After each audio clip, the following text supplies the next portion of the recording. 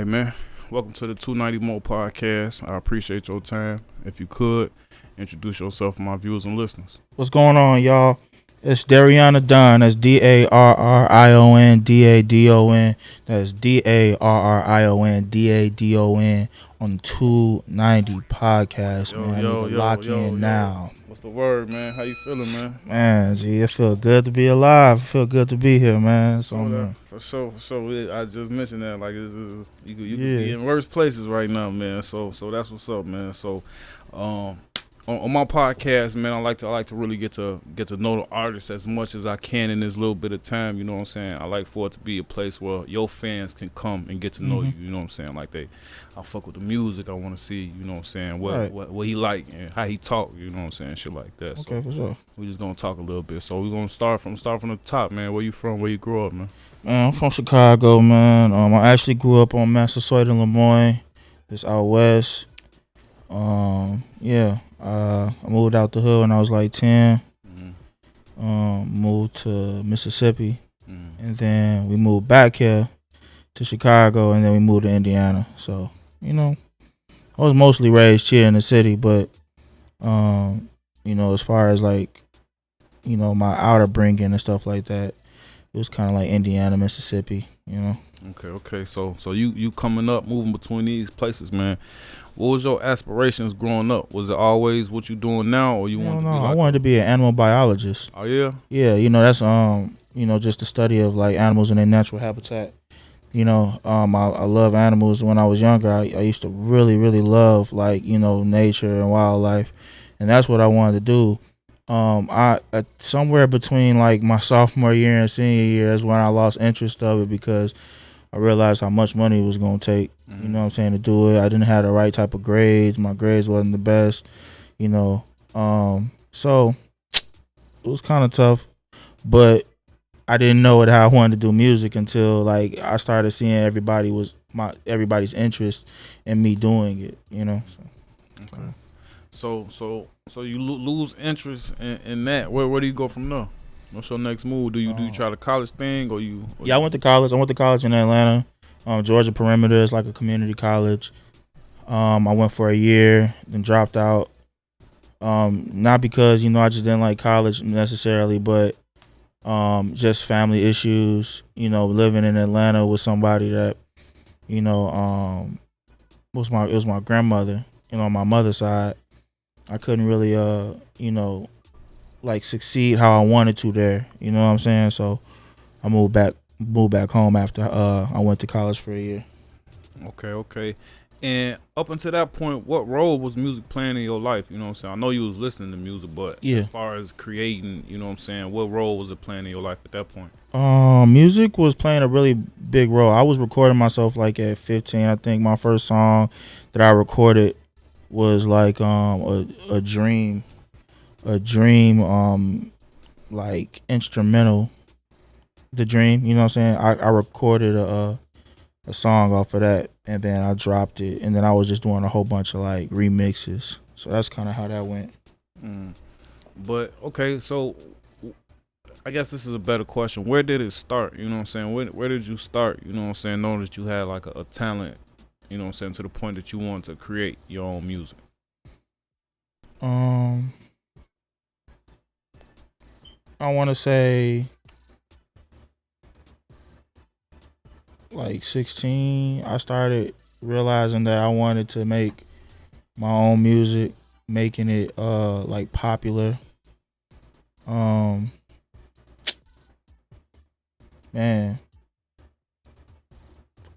I think no, it wasn't 16 because I was putting out music already. It was like when I was like I graduated high school. And I made a remix to a song back in the day. Back in the day when I was young, I'm not a kid anymore. Somebody had caught wind of it. It was on a mixtape that I put on Hot New Hip Hop. And this white guy got in tune with me, and he wanted to shoot a video for me for free. I shot that video. It got like 60-some thousand views. Oh yeah. So that was like my first big video that I was like, okay, well maybe I can go somewhere with this shit, man. And was that motivation for you to keep going? Like, did you seriously lock in after that, or did it take, you know what I'm saying, more time and other things that had to happen for you to get to where you are now?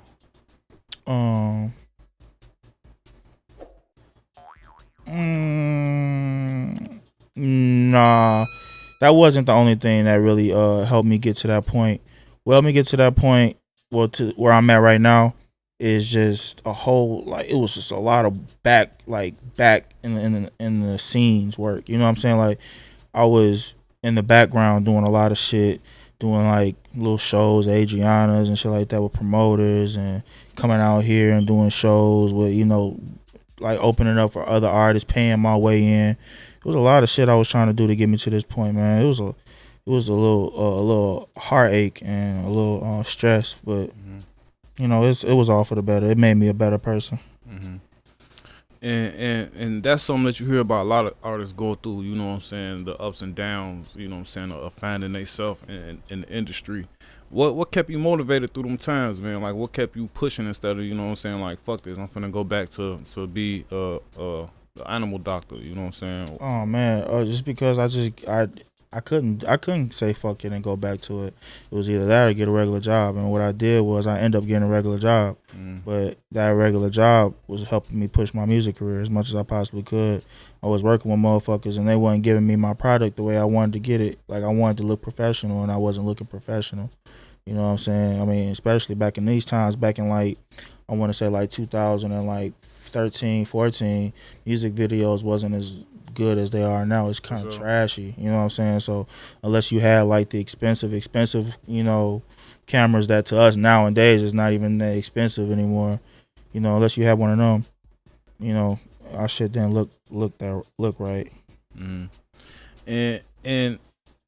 And even though, you know what I'm saying, everybody got to start off somewhat, you know what I'm saying, but for you to have that mindset early that you still wanted a certain quality, you know what I'm saying, I feel like that's still a good trait to have as an artist, you know what I'm saying, because you still putting out a product for consumers at the end of the day, you know what I'm saying. So getting more back into the music, man, talk to me about your creative process, man. Are you going to the studio with a notebook full of raps, you freestyling, punching in and out, what's that like? Yeah, I got my own home studio. I record myself. I stopped going to the studio, stopped spending money at the studio because these engineers didn't know how to like really work with, you know, an artist.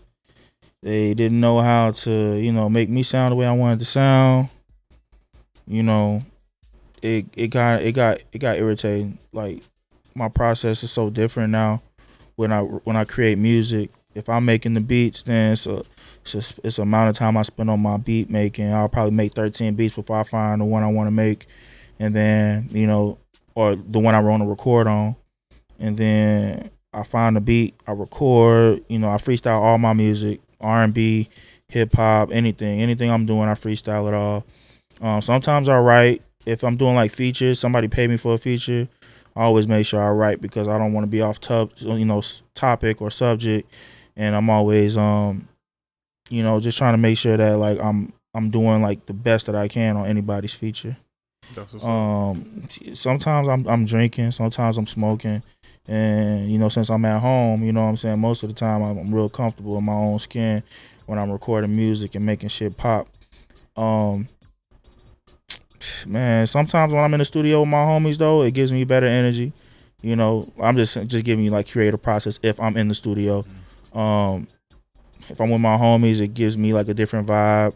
When I'm alone, my vibe is like pure. You know what I'm saying? Like, I can work in a room full of niggas, or I can work in my own, you know, comfort zone. Like, my energy, like I said, my energy is more pure when I work by myself because I don't got nobody else's energy bouncing. You know what I'm saying? Like, you know, you feel energy when you like around motherfuckers that's doing this shit. All right, man, we back, man. We was in the middle of the interview, man. He stopped it, man. He said we got a special guest downstairs, man. So, yeah, man, I had to come through, man. if you could, man, introduce yourself for the podcast, man. What's going on, y'all? I'm Big Dawg of the Rack, Big Ink Dog, whole lot of mob ties, Midwest, rap a lot, Midwest, you feel me? You know, big Grammy nominated recording artist from the Southside, Inglewood, Big 63rd. Okay. So Real quick, man. Talk to me. How does it feel being a Grammy nominated from a nigga from out south, man? I know, right? That's crazy. How that even? And I was a nigga dealing with the system and the streets. You know what I'm saying? I'm just now really bouncing back, like God giving me my second chance. You know what I'm saying? But it was I don't know, man. It was amazing, man. Like my first feeling of like, helping a motherfucker. We cuss on her. Yeah, for sure. Yeah, it's 290 shit on myself. Shit. But yeah, helping a motherfucker that was in the industry, showing them some skills, showing them some ghostwriting skills, and they showing me to other opportunities, which led me to a nice little achievement of awards and being nominated. Mm-hmm. Okay. On my soul. Okay, cool. So Don, man, what's the relationship, man? What's the connection? Oh, our connection comes from my homie Quan the Don. Big shout out to Quan the Don. He linked us in. When we were first going to rock with Rap A Lot Records, TDP, Trust the Process. They had their like little tryouts for artists, and Quan was like, "Come scoop me and my homie. We finna all go up there. We finna rock up there together." And I was like, "Cool." So I brought my producer homie Bucks, not Buck. Shout out Bucks. That's my one of my top producers. We all went there together. I scooped them up. We went to the studio, and it was a whole bunch of artists there. You know what I'm saying, amongst us that we had pulled up with, and I just saw a lot of people, doing their thing, rapping and shit. You know what I'm saying? A lot of people was, on the kind of like on the drill scene, so I kind of sat back a little bit trying to do my R&B thing, you know what I'm saying? But that's kind of how me and Ink met. That was probably about like almost 5 years ago. Mm-hmm. And what is it about Ink that you know what I'm saying, him specifically made you lock in? Because what I notice a lot with artists, you know what I'm saying, it's a lot of, you know what I'm saying, y'all might meet but y'all don't lock in, you know what I'm saying, and right. You be from the same city. So what was it about him specifically? Like, man, right, me was it the Grammy? No, I'm just fucking. No, I didn't know nothing. I didn't know nothing about that. Goddamn. I ain't know nothing about that until I think when we first locked in, it was on a song, mm-hmm. and we was recording with Quan the Don again. Who was bro that recorded out for us on Focus? I think it was like Ken or something like that. What's his name? It started with a K, I think. Oh, damn! It was one of Quan homies. Yeah. He recorded our song for us, and that's when we like really started locking in. Like it was we dropped a song called Focus together, mm-hmm. and we just dropped it this year. But we recorded it like almost 2-3 years ago. You know what I'm saying? So, we dropped the song and it was dope. You know what I'm saying? It was real dope. When we recorded the song, it was like energy on it, Mm-hmm. And then we just started coming around more, you know what I'm saying? We started coming around each other more, just, being like-minded individuals. I feel like, he was able to like match my energy when it came to making music, being creative, not doing the same thing, being able to touch other genres of music, and work ethic. The work ethic was like strong, you know what I'm saying? Mm-hmm. We both had similar, goals and plans that we wanted to reach. So we linked in, you know what I'm saying? It was easy for us to do it because, at the time I was, I think I was living on like 71st and Emerald, mm-hmm. out south. And that's like I was living in the trap, you know what I'm saying? So I was able to kind of like link in with a lot of people from out south, you know what I'm saying? Like, just FBG Dawg, DJ Meal Ticket, a few artists from Detroit, just because I just felt like it was just the energy from where I was at, being out in the hood, I was able to touch a lot of different people. Mm-hmm. So, Ink was amongst one of those people, and we was able to really make some shit crack, for us for these last couple of years. So that's where we at now. Okay, Ink, man. Like I'm like I said, I'm familiar with your work, man.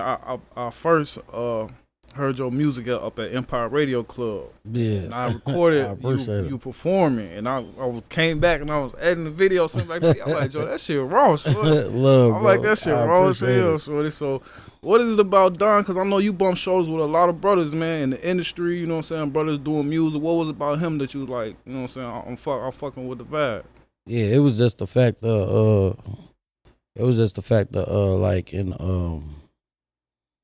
it was like it was crazy because like he said when we did our first song together, you know, I kind of seen him like I'm like I ain't fucking with dude, you know what I'm saying? Like dude on some other shit, like you know, dude think he the shit, and I ain't fucking with dude, but you know, me just knowing just drill, you know, that was my lane at first, drill.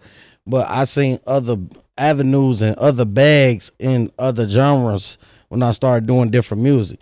And then when I heard Darrion, I'm like, oh, bro, on some different shit. You know what I'm saying? So when what's the name, I'm like, you feel me? Let me fuck with bro. You know what I'm saying? Like, after that, like, you know, from the whole rap a lot, the audition and shit, and from the auditions to me and him, like, all us going to the studio the second time and shit, you know, the song we did, Focus, was dope as hell. You know what I'm saying? And I just was like, shit, you know, shit, we could do some more shit. You know what I'm saying? Right. We really could do this shit ourselves on my soul, because, you know, a lot of motherfuckers, you know, you be trying to reach out to, be trying to work with. A lot of motherfuckers don't even want to work with you. You know what I'm saying? Just being in Chicago, like, they don't want a motherfucker to surpass them. But bro was just shit. He was just open. He was just cool and shit. And I'm like, shit. And since then, you know, I'm like, what's to do? Like, you know what I'm saying? What is fam cool? But I'm like, yeah, he cool. You know what I'm saying? You know, so I get like me and him start rocking with each other for like some years. You know what I'm saying? And I'm like, yeah, bro, been solid. You know what I'm saying? For real. Okay. That's dope, man. That's dope, man. That the two brothers from the city able to, you know, because you always hear like Chicago's crabs and barrels, Chicago not like Atlanta, you know what I'm saying? He said 71st, I'm like, one of them niggas on my mother, like, but my Quan, my homie, I grew up with Quan. So I'm like, he just told me like, nah, bro, ain't even on that. He on his whole music shit and on his money shit. I'm like, yeah, that's what they say about everybody. That's what I was I'll be on the same shit. I'm in the podcast game, and I'll be like, Joe, where you from, Joe? I'm like, hold on, Joe. I'm like, all right, man. Right. You know, something different now. Because I went to Cook School, right. You know what I'm saying, over there at Cook School over there on 79 towards Ashland, you know what I'm saying, Laughlin. You know, and they, you know, like 79 going down like to 71st and over. It's a whole little, you feel me? I grew up around there. So they like, oh, yeah, you around in that area? You know what I'm saying? I'm like, nah, bro. Yeah. But this my nigga, though, man. That's my brother. For real. This family right here, bro. What I want to know from since I got both of you brothers in here that's making moves, man, you know what I'm saying? I got big followings, you know what I'm saying? Yeah. So, and I see it every day, you know what I'm saying, on different platforms. I hear different people say, like, young brothers want y'all to get y'all money, you know what I'm saying, start making these bills, bumping these elbows. Y'all supposed to split, you know what I'm saying. But I see y'all in the city, you know what I'm saying, at events, you know what I'm saying, at the local spots, you know what I'm saying. Why? What make, is that intentional that y'all, you know what I'm saying, stick in the city, or is it where y'all feel comfortable? We everywhere. We everywhere. You know what I'm saying? Like, we do rock out in the city because we got the city on lock. You know what I'm saying? We down to the radio stations. But you know what I mean? Like, people be like, say, you should leave. You know what I'm saying? You should, Chief Keef, you should leave. You know what I'm saying? No, we definitely agree. Yeah. How I see it is, you got to know how to move and balance yourself out. You know, you can't be available to everybody, or you can't be available to everything. But when it's beneficial to you, and when it's, you know, when it's like sometimes a support system when you in the city, you want to see what your city got going on, because you got to stay up to date with your city. You know what I'm saying? But, you know, when it's going to get to that point, and it's already happening. When it get majorly to that point, it's just a certain way how you got to move at certain events. You know what I'm saying? Like, I'm not going to lie, like certain promoters, we be wanting to pop out. You know what I'm saying? Trust me. It been them days, but them days gone now. You know what I'm saying? Yeah, so we just going to have to just go there, you know, probably walk through, show a face or whatever, and then leave. You know what I'm saying? But, yeah, we've just been really on some, going in there, networking with the promoters, seeing what artists is, sounding, trying to see what artists is popping in Chicago and what's going on. Even though social media tell you, but it's more better when you in person, hands on. You know what I'm saying? Trying to see what's going on in your city. Okay. So like Ink mentioned, you mentioned, you came in the game drill, you know what I'm saying? And you more artistic, you know what I'm saying, with your shit. So do you feel like you got to carry yourself a certain way? Do you feel safe moving around in the city? You know what I'm saying? You got thousands of followers, you know what I'm saying? People recognize you that you never seen before a day of your life. Do you feel comfortable? Yeah, I feel comfortable. I just always stay aware. You know what I'm saying? Like I grew up in Chicago a lot, so there's a lot of places I won't go. You know what I'm saying? Just personally, I won't go, especially on certain corners, certain blocks. I'm not spinning down. I'm not going around certain blocks, especially if I got my jewelry on. Like any day like that, I know I'm staying on main streets. And even on the main streets, you still got to be kind of careful. And these regular gas stations that you be walking in and restaurants, all that shit. So I always make sure I stay careful. But I do feel very comfortable because, even I don't, to be honest with you, ink don't cause nothing. You know what I'm saying? Ink don't cause nothing, and no problems. We don't cause any problems to anybody. We really show a lot of love to people. You know what I'm saying? But that don't stop nobody from having ill intent. You know what I'm saying? But most of the time, I definitely say that we always stay aware most of the time. Yeah, and like he said, like it's just always been on your P's and Q's. You know what I'm saying? It's like you don't want to involve yourself in that because you got more responsibilities in the future and shit. Like you got a lot of opportunities that you want to pursue in your face, but sometimes you're gonna have to put belts of ass if a motherfucker try. It's called take your kindness for weakness. You know what I'm saying? And just like prime example, not just saying your interview, but doing an interview like this and to get exposed, motherfuckers just off, motherfuckers in the city seeing like, well, them niggas think they can. Nah, it ain't that. Don't think that. You know what I'm saying? But just know that we still got love for our city. I know personally. You know what I'm saying? Because I deal with all sides. You know what I'm saying? Even when I was, motherfuckers did a lot of shit to me. And I did a lot of shit to them motherfuckers, but. It's called respect. I grew up and got more mature. You don't know the grudges and everything that people have. It's a lot of people that want to be in these situations. Yeah. You know what I'm saying? These situations just ain't got ain't never had the opportunity or the grind. Yeah, the grind, you know what I'm saying? Probably finance or whatever. But it's just like, you just gotta be more on point. You know what I'm saying? You just gotta know who you fucking with. Oh yeah, definitely. You gotta be more mindful, bro. These bitches, you definitely gotta these be niggas. These bitches to set you up. These niggas, man, bro. Or just be more mindful who you fuck with for this backdoor ass shit, bro. And just as a black man in Chicago, you gotta have that. You kind of outside of being an artist or even having money, you gotta have that mindset just to survive. You know, what I'm saying? You can get smoked on some goofy shit. On some, you feel on me? the train. You know what I'm saying? So it's definitely a mindset, and it's a lot of what you put out in the world. I believe. You know what I'm saying? 'Cause I didn't grow up on treacherous blocks. You know what I'm saying? But it's a whole family on this block. Mom and daddy go to work. You know what I'm saying? I'm a school teacher. You know what I'm saying? Kids on the football, I don't might mess with them. You know what I'm saying? That shit crazy. It's just you know what I'm saying. Sometimes what you in, what you put out is what you get back. So So Don, man, real quick, man. I want to know about the name real quick. Is that any did you get that from any mafia type thing? I'm Don type shit? No, I ain't get it from no mafia, man. I got it from an older cat, bro. He got it. Hell no. No, but for real though, I got it from an older cat, man. He's he was a ladies' man too. You know what I'm saying? And I was working with him. And the job that I worked, I was always on the cash register. And I used to talk to all the hoes that come through. You know what I'm saying?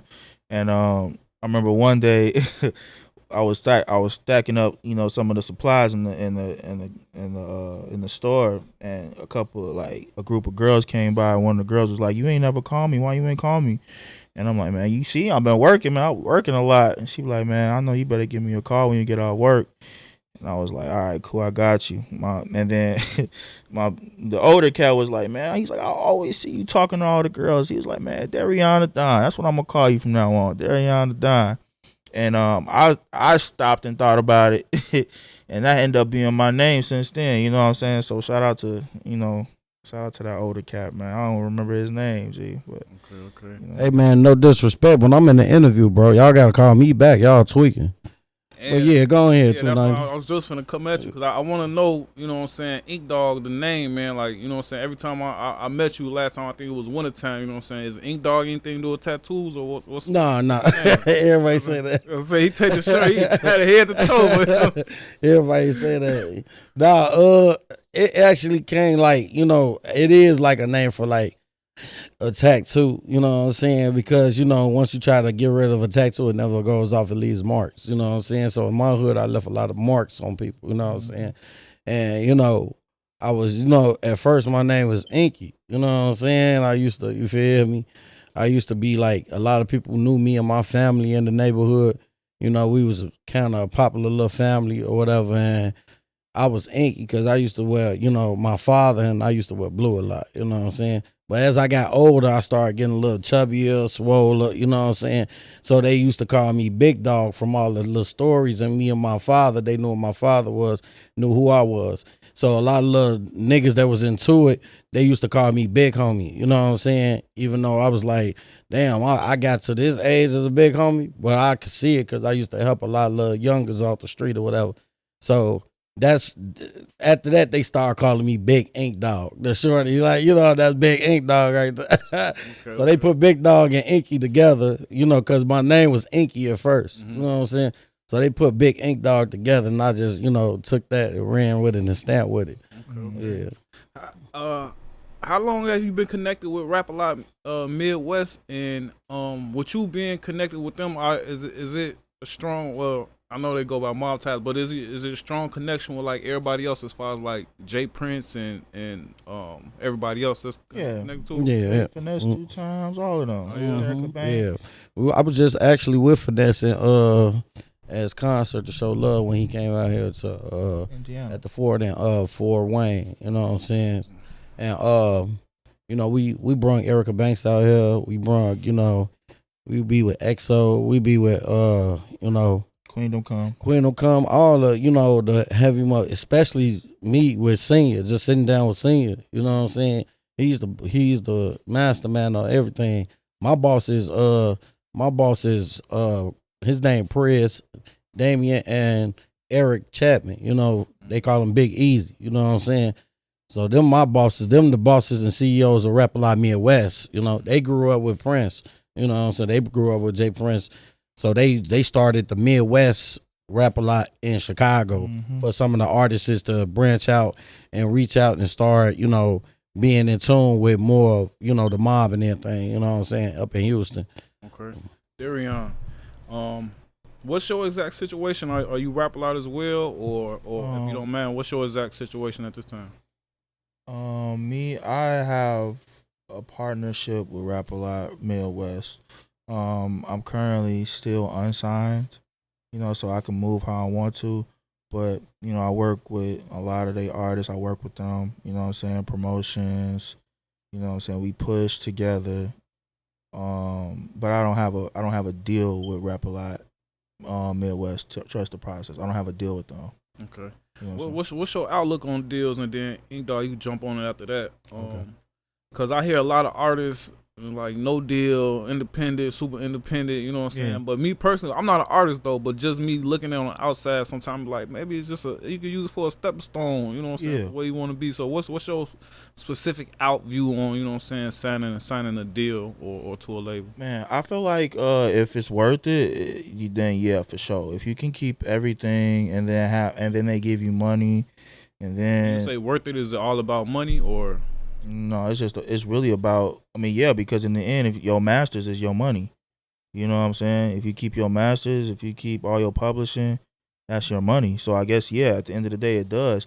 I mean, even, and it matters about the music being dropped. You know what I'm saying? If you can't drop music, if they holding your music, then shit, a record deal ain't good for you. You know what I'm saying? Because if you go on a run, then you supposed to drop, and now you looking like NBA YoungBoy. You know what I'm saying? But if you go on a run and then they stop you, now you done lost momentum, and now somebody done picked up. Sure. You know what I'm saying? So, me personally, I think a deal is good. You know what I'm saying? I want a deal, but I want my bag too, because I deserve a bag. You know what I'm saying? I deserve a bag for everything that I've done. I've been able to put myself into a whole bunch of rooms that nobody else has, just strictly off of being on television. Mark Wahlberg, you know what I'm saying, shouted me out. You know, being with all these different celebrities, running into different people, just being at the right place at the right time. Like, that type of stuff put me into position, you know what I'm saying? And nobody else did that for me. So as far as signing the deal, like, y'all got to come with something a little bit more than just, I could do you publishing, you know what I'm saying? Or whatever. I need something that's going to make me be able to not work ever again. You know what I'm saying? So being independent helps me with that.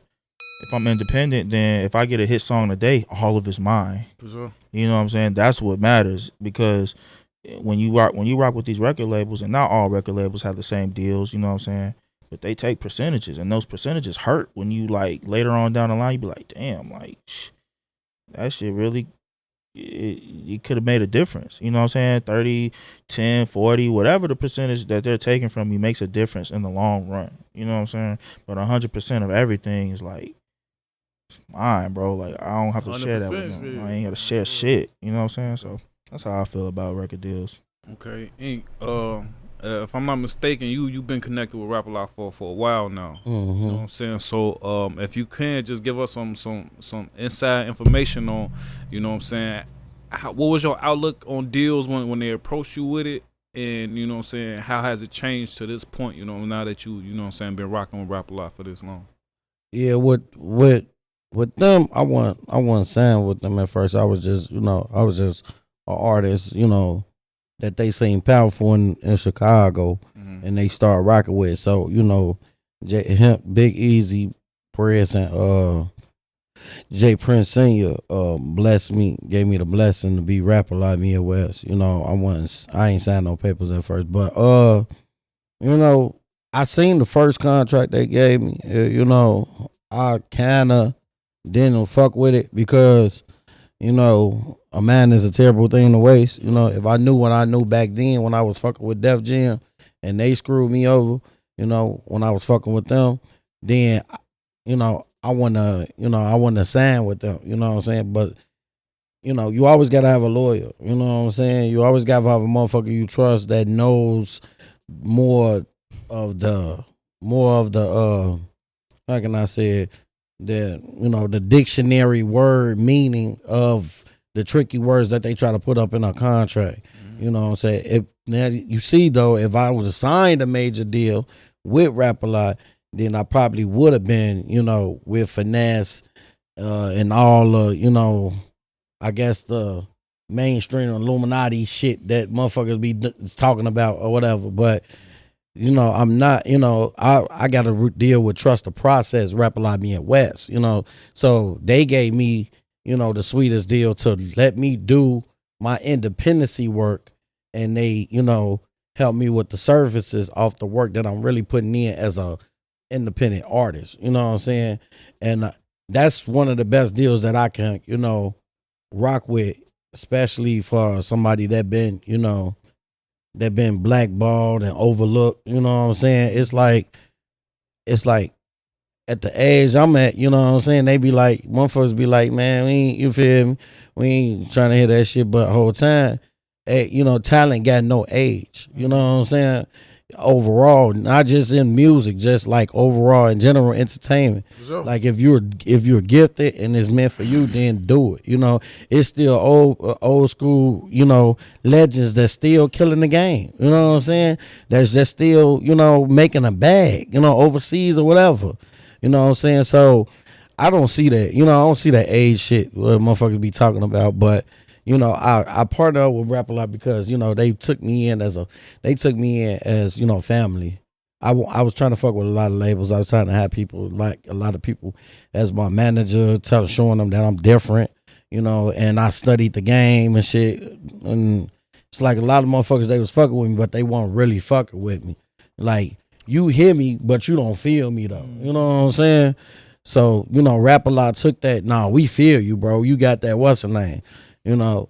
So that's why I started rocking with them on the independency deal, And it's, like I said, I can do what I want as well as an independent artist. You know what I'm saying? The work I put in, you feel me? That all goes to me. The work they put in for me, then yeah, they get a percentage. For sure. For sure. So Darrion, what I want to know is, and you know what I'm saying, I always look, you know what I'm saying, if I sit down with somebody, I scrub, you know what I'm saying, what they got going on, you know what I'm saying, and I want to know, you know what I'm saying, because I see a lot of people, you know what I'm saying, they be like, when I get 100,000 followers, when I meet so-and-so, you know what I'm saying, when I do this, when I do that, did doing all that make you complacent? Like, you know what I'm saying? Do you be like, I got this, you know what I'm saying, I got that, or is you still hungry, you know what I'm saying? No, I'm still hungry, bro, because like, I don't look at that. I look at that shit. I'm happy for the day. You know what I'm saying? I'll be happy on the day that it happens. That's the only thing that makes me happy.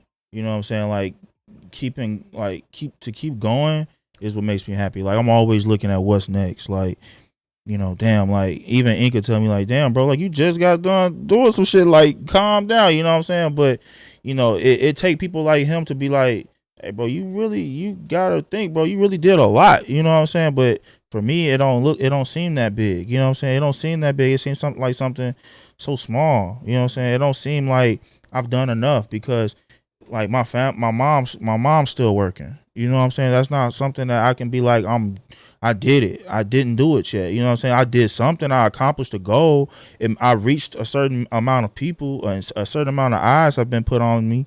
But I haven't done what I'm supposed to do yet. You know what I'm saying?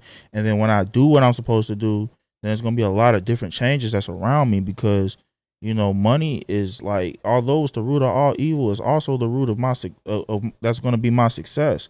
Because you know what I'm saying, without having a big label behind you, and even when you do have a big label behind you, you still gotta have those funds. You know what I'm saying?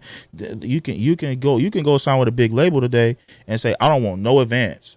Like, now you don't owe the label anything. If you go and sell 2,000 copies, those are your 2,000 copies. You don't owe them any money. You know what I'm saying? You might still owe them from like recording or something like that, but it's not like $1 million advance. You got to pay this $1 million back, and you got to make sure that you sell records. Just like if it makes sense, you know. Yeah, what I'm saying? Like, I have 50 Cent. You know what I'm saying? Like, he could have had anybody promote do his tour. He paid for his whole tour. You know what I'm saying? So it's 100% profit. You know what I'm saying? And it makes it works. It feels better.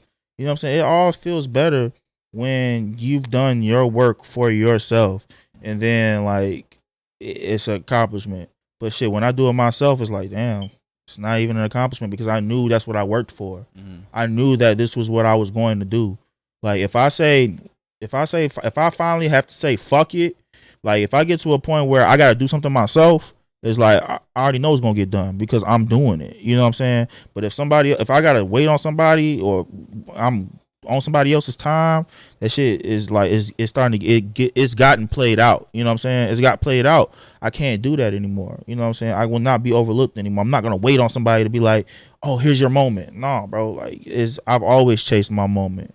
I don't give a fuck how long it took me. You know what I'm saying? And I'm still chasing my moment because every moment I have is like, it's something different. You know what I'm saying? Whether it's me acting, you know what I'm saying? I might do some acting, you know what I'm saying? I might be a different character. I might be singing, rapping, you know what I'm saying? On television, whatever. You know what I'm saying? I'm taking it because shit, you don't know what's gonna make you money. If fucking acting like a pimp, give me $1 million, I'm gonna be acting like a motherfucking pimp. You know what I'm saying? I'm acting like a pimp. Give me some more millions, you know what I'm saying? And I feel like a lot of people need to look at that. You know what I'm saying? Everybody want to chase the rap dream, or being an artist. Like, that's not the only dream that you can make money off of. You can make money off of writing a song and somebody else like it, and they gonna buy your shit. Like, I want to buy your shit 100,000. Damn, like, they only want to give me 100,000, but shit, that's 100,000 I don't got. So shit, I'm finna sell you this motherfucking song. You know what I'm saying? You can have this bitch. I can make 1 million more of these. For sure. Yeah, man, it's crazy that you say that, man. I'm gonna stay right back to the music, man, because I want to know, you know what I'm saying, what you know what I'm saying, you mentioned that you create music in the crib, you know what I'm saying, you make music as well as perform it, you know what I'm saying. So where is what I was gonna ask you was, where is the the balance? Like when you create music, is it, you know what I'm saying, is it strictly vibing? You know what I'm saying? How you feel? Do you be like, I need a song for the radio, I need a song for Lakeshore Drive, I need a song for the bitches? Nah, it's never like that. It used to be. It used to be. Nah, it used to be. I'm fucking with you, folks. Go No, it used to be like, I was like, man, I gotta make some R&B shit. You know, I want to make some shit for the bitches. You know what I'm saying? It used to be, but now it's just like it really goes off like the beat now. Like whatever beat I get that gets passed down my line, whoop, whoop, whoop, that's what I'm doing. You know what I'm saying? Like the song that me and Ink got right now with you know, Queendom Come. That wasn't a song that I was that was intended for the radio. You know, now it's blasted all over WGCI 92.3.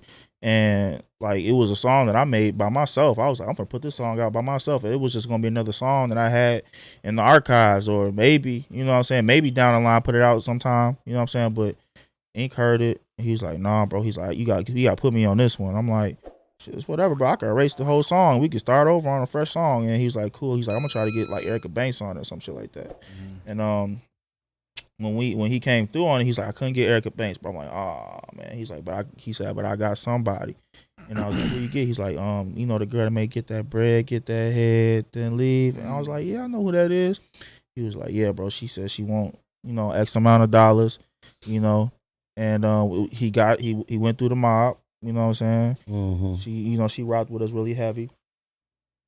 And you know, we was able to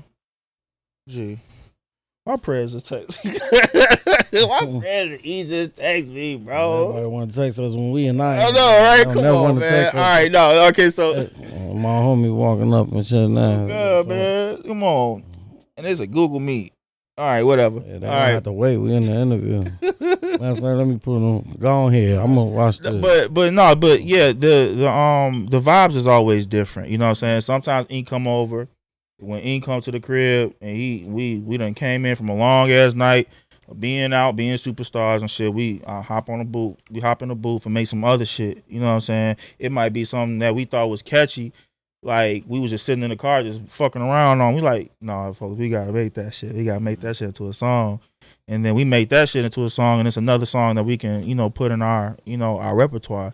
Like I have over like 1,000 to like 1,500 songs, just you know, waiting, bro, just waiting for that right moment. Like whether I, you know, decide to put it out or remake it or it's an idea. Right. I got so much music to just give to motherfuckers. You know what I'm saying? I always hear artists say that, so always want to ask. I never ask artists this: does music expire?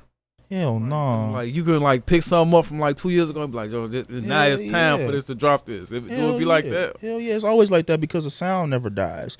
Your sound, I mean, sometimes sounds die. Like if you sound like you was rapping in the 2000s, then maybe you might want to let that one go. You know what I'm saying? The bopping sound. Yeah, that bopping shit. That bopping left. That was what motherfuckers was listening to though. They was going crazy. But look though, but you can take that shit and still do something with it. You be like, man, this sound old as hell, but look, we can add some 808s to this bitch. Boom, boom, boom. Speed it up. Boom, boom, boom. Hey, now that motherfucker is a brand new sound. And motherfuckers think it's an old sound. I mean, motherfuckers think it's really brand new, but it's old. You know what I'm saying? It's old, but we just added something. We added a new, you know, like genre to it. We added a new flavor to it, so now it can be something. Shit, you know, I done seen Ink do it. Ink done seen me do it. You know, take something that we wrote from long time ago and make it into a hit. You know what I'm saying? Like it works, bro. It works. So I don't think music ever expires, bro. We're able to because that's like a lot of motherfuckers don't know how to, you know, they overdo their part in music. They don't know how to make creativity or have fun no more with the shit. You know what I'm saying? Like if you hear the word artist, the first word is art. You know what I'm saying? When you go into an art class, when you going, you know, doing all that shit, like art, you creating something, you know, you making shit that motherfuckers never thought you would make before. You know what I'm saying? And that's what like music is. Like I'll put green and motherfucking purple together and see what it come out to. Yeah. Let me ask you this: do you pay attention to the algorithms and the analytics and the stuff like that, or you just vibe and put it out how you feel?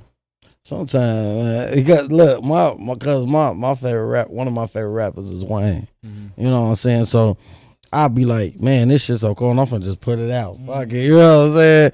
Cause I got over like damn near 300-400 songs that I could put out right now. You know what I'm saying? So I'm like, sometimes like certain songs that I think weren't gonna blow up, and I see it getting attention, I'll be like, let me look at the analytics and all that and see, the traffic that it's getting. You know what I'm saying? See if it makes sense. Push it. Yeah, and then if it's doing, like he said, if it's doing good or whatever, I'm gonna push it. You know what I'm saying? I'm gonna try to put a budget behind it and market it myself or whoever want to help me market it. Mm-hmm. You know what I'm saying? It's just a proper way how you do it. You know what I'm saying? It's like everybody always call the motherfuckers one hit wonders and shit, but the one hit wonder motherfuckers still making money. Off that today, you know what I'm saying? That's all it takes. That's all it take. I didn't seen dude.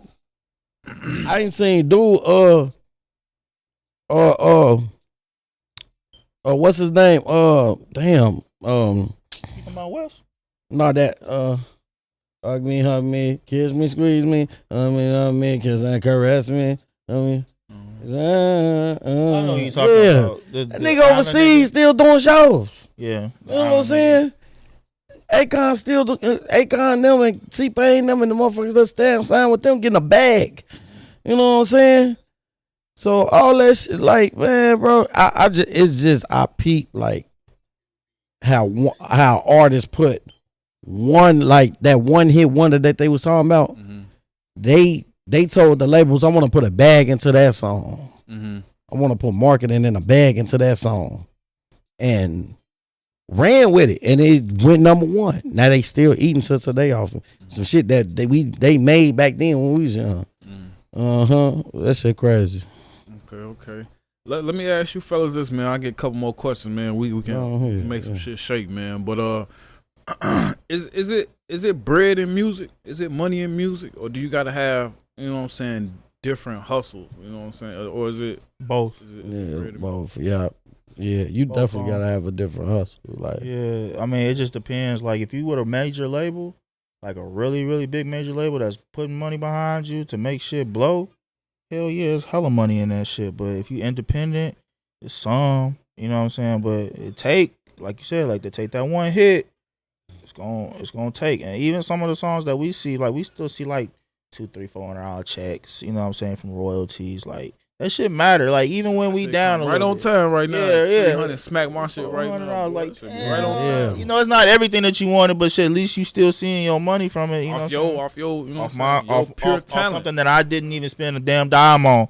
You know what I'm saying? I love making music like that. I can make a song and it cost me nothing to make it. You know what I'm saying? I didn't pay nobody for it. I ain't pay nobody for the beat.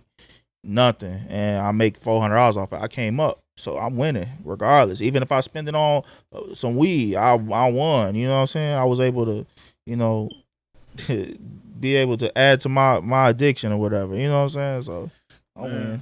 Man, this I wasn't expecting today to go like this, man. I'm gonna have both of you brothers up here back again. You know what I'm saying? Oh God, we can do it. We gonna make it crap. Cause I fuck with this podcast. It's a lot of shit on the table, man. That I want to get into, man. So real quick, just for the people, before we get up out of here, man. Real quick from both of y'all. Start with Darrion, man. What's your favorite thing about your whole process, this whole thing? Like, why do you get up? Why do you rap? Like, what's the purpose? Like, Man, I do this music shit because, like, it's something in me, you know what I'm saying? Like it's in you, it's not on you. You know what I'm saying? Like definitely, because I tried that shit. That shit ain't work, man. Oh, you talking about music? That's cool. At least you know, bro. It's a lot of motherfuckers out here that you know they make music and they trash, bro. Like you try. Somebody need to tell them. You know what I'm saying? But and man, it may not even on though. The trash you might not even realize like that's shit. What they like. A lot of motherfuckers that get on ain't even the ones that's like, you know, deep into the music and shit. So I think it ain't even music no more. It's a style. You know what I'm saying? Style. Yeah, they getting on from the style. Like certain motherfuckers getting on from the style. You know, and that's what makes the shit fucked up. You know what I'm saying? Because it's like you got real artists. You know what I'm saying? You got real people that took their time and grind for this shit. You know what I'm saying? Years. You know what I'm saying? Years. Then it's like a slap in the face when you got this, this nigga getting on because his homie got on and he did somebody. You know what I'm saying? Like, it's really like a slap in the face when motherfuckers like, you see these unnecessary ass niggas get on. You know what I'm saying? But you be like, damn. You know what I'm saying? Like, I've been doing this shit for years. You know what I'm saying? Then like, what the fuck did I do wrong? Right. You know what I'm saying? But I done seen the business and the music era change. You know what I'm saying? It went from a couple of times. It changes every time. It's just like when they say technology speeds up, music speeds up. It changed all the time. You know what I'm saying? Different class and different eras. Okay. You had your Jay-Z era, you had your Kanye era, you had your, your Do It That era, your Scarface, Tupac. Now you got your, now you got your Dirk era. Man, and I hate that you just said that, man. I want to ask y'all real quick, man. This is something I've been seeing, like people like the certain circles debating it on the internet, man, about Chicago legends, man. Is they gatekeepers? How y'all feel about that, man? Like the Chicago legends are not the gatekeepers. Are they Chicago? What qualifies? What's the cutoff for? Start over, G. Give me one of the wings, OG. What's the cutoff for a Chicago legend? Is it major deals? Is it top tens? What's the criteria, man? Because I've been hearing some people saying, we shouldn't call certain people legends because they ain't this and they charging people for shows. Like certain motherfuckers that been with them, man. You feel me? Hey. Look, these niggas is not legends, bro. The only legends that's from Chicago, I'm gonna name a few of them because I can't name all of them. We got Common, we got Kanye, we got Shaka Khan. You know what I'm saying? R. Kelly. None of the gatekeepers that I've been hearing. No, not the gatekeepers. Not the gatekeepers, bro. Look, Common is a gatekeeper, though. I'm saying, Common is. About the younger group. I'm saying, but none of the people that, I'm saying, that's on the show that you will see, like, on an average week, you know what I'm saying? No. Out in Indiana, you know what I'm saying? Hey, 290 funny as hell, bro. My son. No, they're not. They're not legends. No, I'm going to be honest. No, Chief Keef is definitely a legend. He a legend, but he's not a gatekeeper because he ain't in the city. He's not a gatekeeper. And like, folks, like I seen folks grow up. You know what I'm saying? And his father, you feel me, is a real good homie of mine. But Shorty, he became a legend off being like the first motherfucker to, you feel me, with the drill saying and everything. And I want to say. Shout out to D Gaines, because if it weren't for D Gaines shooting motherfuckers videos, motherfuckers wouldn't be. King Louis was the first one really eating in the city. I can say he a gatekeeper. You feel me? What I'm saying? He was the first because of Pac-Man and the motherfuckers in Dro City. Shout out to Dro City. Shout out to the people. But yeah, Pac-Man them. You know what I'm saying? The real drip. Brick Squad was a gatekeeper. I mean, yeah, because they was. It's like when you think of Brick Squad, I think of. The motherfuckers they started with, like Chopper the Goon and Buck 20. You don't talk about them. JoJo Dad. Leaky Leak. R.I.P. my boy Leaky Leak. You know what I'm saying? You feel me? But yeah, like them the motherfuckers that like I seen really starting this shit from the mud, but it backfired. You know what I'm saying? Yeah. Like just fucking with certain motherfuckers. But yeah, Keith, if you want to say that, Keith, yeah. Yeah, I say what I'm saying, but I was just saying because all the names y'all said is names that they are legends. Yeah, right. I'm talking about, I don't want to do no name dropping on him, but y'all know what I'm talking about. Y'all know what I'm talking about. Yeah, man. Shows every weekend in Indiana, man. We get one of the wings on G. Some niggas is irritating. Yeah. You was with him. You with him. You got it. All right, man. Real quick, Don. Tell people what if they look you up right now, what they can find, what you got coming up, man. What's going on? Bro, we got some shows coming up, man. We got some big events coming up. Supposed to be doing BT weekend. Be looking for our billboard in New York. Y'all can find me everywhere. Darrion Don, Darrion DADON. We just hit 100,000 subscribers on YouTube. You know what I'm saying? So You got that plaque coming. yeah, I'm looking for that plaque, bro. I don't know how long it's gonna take me. They said anywhere from like 3 to 6 months, which is like blowing me because I'm like, why the hell is it's gonna take y'all this long? Because they want to make sure they don't dip back under that. Make sure you ain't buy that shit. They want to make this shit real. You know what I'm saying? Punk ass motherfuckers, but we good because it took a while for me to get there, and y'all gonna start seeing me do more pranks and shit, more like acting shit on my YouTube because. Like I'm starting to see that these YouTubers making more money than these rappers. Yeah. You know what I'm saying? They making way more money being independent on YouTube. They the gatekeepers. The YouTubers the gatekeepers. What you talking about? Them the niggas that the gatekeepers. Let me stop fucking around, man. Oh God, you see, hey man, for real though, the YouTubers with blogs and you know they do the interviews. Yeah, them niggas that bring people through like y'all the ones that put the motherfuckers on. Oh God, they want to hear motherfuckers talk about like who bad, what motherfuckers minds at, how they think, how they act, their personality. Whether I like it or not, all them niggas like DJ UVTV, like all them niggas and shit, like. But you know, them the niggas that they get on from. Yeah. You know what I'm saying? They overlook the real motherfuckers like us, but they kind of, what's the name? The motherfuckers they feel like got a buzz of famous or dick riding or whatever, you know. Oh God. You know, them the motherfuckers that help. You know what I'm saying? All the podcasters in Chicago, not even just in Chicago, like you said, like other states and shit. Yeah. You feel me? Because I really didn't know about Honeycomb Brazy until the Say Cheese interview. Yep. Man, you know what I'm saying? Then I heard the freestyle. Yeah, then we started doing shows and shit when we got with Rap a Lot and shit. You did a show with Honeycomb? Yeah, in Atlanta. We snapped. That's it. Yeah, Joe, y'all gotta let me come through and vlog a show, man. I was in this bitch cleaning up one day and that shit just skipped to Honeycomb freestyle one day. Yeah. I'm gonna say like 1 million something views sure, and I'm shit. like, who the fuck is Short? Ever since then, I know I'm sure. Ever since then, he real talented. Yeah, like I'm gonna say like 1 million something views off that freestyle. On Shorty. That's why I say if motherfuckers can hear his shit, you just can't play none of his music on the radio. That's his problem. On Shorty. You can't play none of his shit on the radio. On my soul, you can't. On my soul, you can't. All right, Ink, man, real quick before you get up out of here, man, tell the people what you got going on, where they can find the music, all that good shit. Man, y'all know what's going on. Big Dog of the Rack. You know, follow me on Instagram, Ink Dog Hen Dog, INKDAWGHENDAWG. You feel me? You know, when y'all go to Instagram, y'all gonna see all my work. You know, y'all can Google it, Ink space DAWG Dog. You know, all my work pop up. You know, I got more tours coming up. Get ready for the tours. Get ready for big projects, surprise features. And more major moves. You know what I'm saying? I'm so happy because you feel me? We looking at that billboard in Times Square.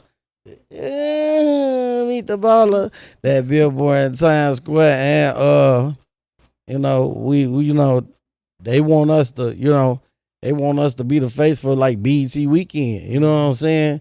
And in LA coming up. So we got a lot of big shit on the table. So y'all tune in. Get ready. For sure, man. And I won't bullshit neither, Joe. I'm gonna be connected with both of you brothers, man. I'm gonna have to have both of y'all come back up, and I'm gonna need separate show. Y'all, there's too many. Y'all got too much shit going on. There's a lot of shit to talk about. It's gonna be separate shows and multiple shows. You know what I'm saying? So I'm gonna let y'all know I'm gonna be in them inboxes, y'all trying to set it up, Joe. Let's do it, big homie. Let's do it, man. I appreciate you. No, we appreciate you, guys. A bougie vlogger. Yeah. I know what that means. I know, man. I love this shit, Joe. I want to be able, because you know what I'm saying. I love when I went to get to sit with talented people. You know what I'm saying. I know I'm gonna wake up one day and y'all gonna be on the top of the moon somewhere. Motherfucker gonna be searching y'all shit. And your shit gonna pop. Motherfucker ever appreciate you on the show? We appreciate you. Oh yeah, gratitude. You feel me? We getting your flowers soon, so be ready. You know what I'm saying. All right, y'all. Be safe out here, man. In a minute. Love you.